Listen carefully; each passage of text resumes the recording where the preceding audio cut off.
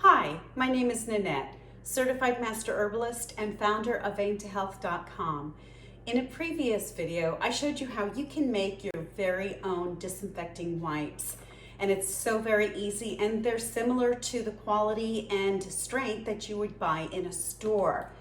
But if you're in a pinch and you just want something you can spray onto your countertops or by your stove or doorknobs, your car, a great way and a very fast thing that you can do is to simply buy yourself a couple of bottles of 70% isopropyl alcohol. It is so quick and easy for you to just grab this off the shelf.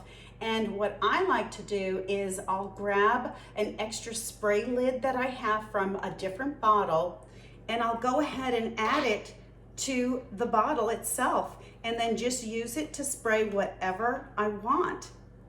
Something else that I really like to do is to add about maybe 30 to 40 drops of my favorite essential oil into the bottle. So one of my favorites is lemon, but you can also use things like orange and peppermint and citronella.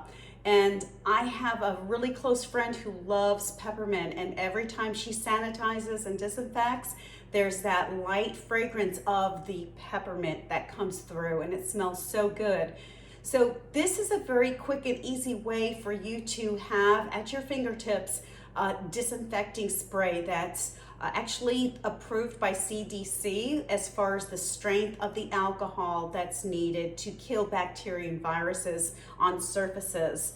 So go ahead and try this. Share this information with your friends, your family, your coworkers, your neighbors, and be sure to subscribe to my channel and hit the notification button too, so that you'll be notified the next time one of my videos comes up.